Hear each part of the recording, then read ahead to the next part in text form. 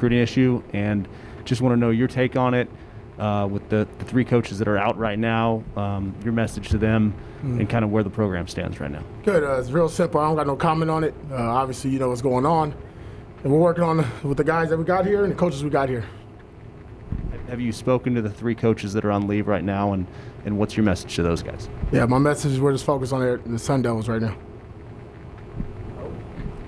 Hi, Antonio Hodrobino, Devil's Digest. Jordan Banks had like an interesting path of development, maybe a slow start, but over here in fall camp, I think maybe turned the corner, getting some rest of the defensive line. Can you talk about his development, his progress? Yeah, Jordan Banks, dynamic player. Obviously, you watch him in high school, did a good job coming off the edge. Got a lot of linebackers that came back with experience. So we're trying to find out ways to get our guys on the field, and Jordan Banks, he adds a ability to rush the passer, and we want to utilize that. Coach Rob does a great job with those defensive linemen and DN, so we think he can help us in that case. And Antonio, Michael Carrotino, believe in Pac-12 football. Overall defense, obviously it's been talked about a lot, what's coming back, but all three levels, just talking to the guys, how do you feel the communication and the chemistry is with first team, second team, just the group as a whole? Yeah, the accountability is amazing. I mean, they hold each other accountable. They police themselves. The chemistry is, you're talking about, let's start with the linebackers. Those guys have now played together for three years together. They understand one another. They got a good feel. The D-line, give or take a player or two, but, between Matus, DJ, and Tyler, they've played together now here 4 to 5 years. And that secondary, hell, we're the oldest in the country, right? Very mature group. So they get it. Very mature leader-based unit. And they've done an outstanding job in camp of really taking on every challenge that's been thrown at us. Well, I got to follow up real quick. How do you feel that they've, obviously the younger guys coming in, some were here in the spring, obviously a full spring, but just the younger guys, how have they taken to them, and how have because I heard Chase say last week, take somebody's job. So how have the young guys responded to him? They've done good. We don't believe in red shirting. We allow guys to compete and give them an opportunity. And if they keep, making plays, they earn that next opportunity. And they got to do it, special teams with Coach Slocum, and that's the first thing where they got to start off. They got to, first of all, the starting defense ain't the guys that run out there. It's that kickoff unit. And we pride ourselves on being a great special teams unit. There's a lot of defensive players on there, so they understand that. That's how they earn their first stripe. And obviously, as they gain more trust and understanding of the defense, they'll get more reps with the defense.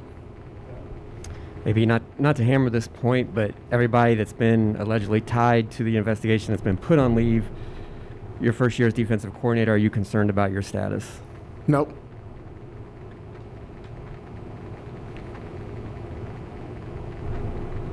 Not at all?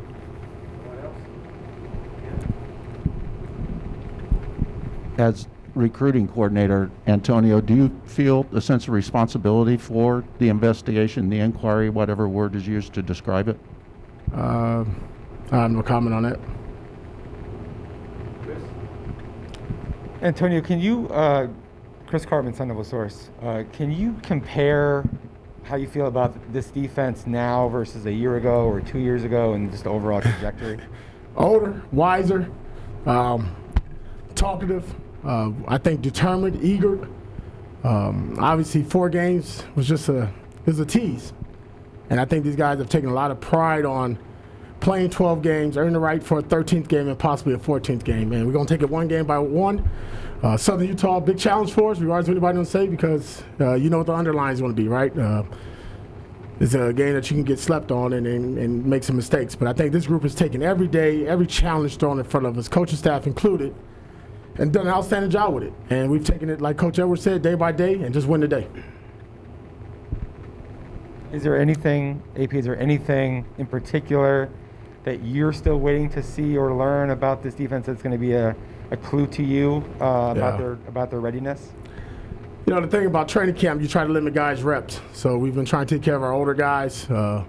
Give or take, they get anywhere from 30 to 40 snaps, in practice. Then you got to go out there in the heat, on a Thursday night and play Southern Utah, and you're looking probably 70, 80 plays and how they handle that, how they handle her adversity, giving up a big play and bouncing back and not moving on to another period. Just got to continue that drive. So I think for us, the critical thing is just going out there and doing it for 4 quarters. The good part about it, we have a lot of depth that we feel really good about at certain positions, and we're excited to see those guys play. Brad, can you hand that to Michael? Coach Slocum, speaking of special teams, how do you feel the battle for, returning? Obviously, Coach said first thing kickoff, kick return, but how's the battle for returning going? For our returner, For kick returners. Kick returners? Punt returners, yeah. you sorry. know, fortunately, we've done a really good job in recruiting a number of guys that have quite a bit of ability doing that. And so we're more than likely going to play more than one guy, and it's our deep returner. And if you look at the group of guys we've got out there right now, we've got a bunch of guys that have skill in returning the ball, whether or not they're the deep guy or up shorter than he is. And so the battle's good. If you had to identify one guy, DJ obviously coming off the recognition from last year is doing a really good job. And we've got, Rashad White's really good at it. And we got, Chase Lucas is involved in the return game now, and it's some of our best players. So we should be impactful in that area. Hi, Sean Hodor, Devil's Digest. The timetable for punter Eddie Szapilski obviously has been moved up. We think about the punter in 2022. Now he's going to be the starting punter. Just talk about how he's handled this transition and maybe expedited timetable in being starting punter. I'll say this. He is a young man that's a little more mature than his age. His training over the last 4 years out of North Carolina, he trains with actually a lot of pro free agents and college players. So the stage is not too big for him. I initially thought with Michael Turk being here that he would come in and compete to be the kicker because he can do all three, kick off, and punt. And with Michael leaving and that position being open, he's jumped in there. And if you saw practice today, I don't think you guys saw that period, but he had a really good period. He's got a good leg, and he's going to be a good player for us. Hey, Coach Pierce, Jack Loader, House of Sparky. You mentioned the age and experience of that secondary and the whole defensive unit, and that's in contrast in a lot of ways to the youth of the offensive unit. How do you think those guys can learn from going up against your older defensive unit in practice every day? Well, I think it goes hand in hand. Zach and that offense has done an outstanding job of giving us multiple looks, personnels, formations, really challenges mentally, and that's the best thing you get out of training camp. We're not in that mode no more beating up on one another. It's more about the mental aspect of the game. And I think it goes hand in hand. I think, there's days where, those two running backs, really three, that's hard to handle. I ain't gonna lie. They got some packages that they're throwing at us that I'm like, okay, we're stopping it. I think, we're not tackling. I think we tagged off. But in the game, you got to get those big backs down, and Jaden's done an outstanding job of commanding the offense, really doing a good job picking up our pressures as well. So they're getting better. You can see it from week one where obviously I thought the defense was getting after them a little bit, and week two we had to get after the defense a little bit because the offense got after us, so that was good. Antonio, with Herman's talked about being flexible this year and being adaptable, and with some coaches being out on leave right now, can you tell us what has been your message to the team about moving forward? It's what Coach Evers has always been about, next man up. That's the NFL mentality. That's a pro model, next man up, be ready. No coach or analyst or GA that's in our building is not there just to sit there. They're waiting for their opportunity, and when it's been called, they have stepped up. They've done a good job. And obviously Donnie on the defensive side of the ball, I'm learning from him. He's been a coordinator longer than I've ever even probably played football and coach combined. So I can't have enough experience or knowledge around me. That's really important for me. Having Marvin Lewis still in the room, very critical to our team and our success.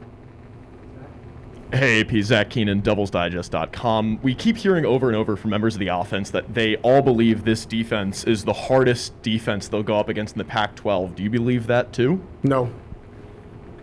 We haven't played the game yet. It's practice. We know the plays now. It's different. Year one with Zach, we didn't know what he was doing. Now we can figure it out. So, no, listen, man. At the end of the day, there's a lot of great hype, and that's a compliment to the guys that we have here and the coaches that we have here. But until we do it on the grass on Thursday night, it doesn't matter. Hey, Coach Slocum, specifically regarding punt return, have you been working out DJ Taylor in that role? And if not, can you expand a little bit on who else has been seeing reps there? Yeah, well, like I said, it's a similar group as the kickoff returners. Rashad White, Chase Lucas, DJ is definitely a factor there, and LV Bunkley is also going to be a factor. So it's a good problem to have, and you'll likely see more than one guy out there. For Coach Slocum, Zach Keenan, still with Devil's Digest. Could you explain a little more about what makes DJ Taylor such a special weapon? Speed. Speed. It's that simple. He gets the ball on a track and outruns the pursuit.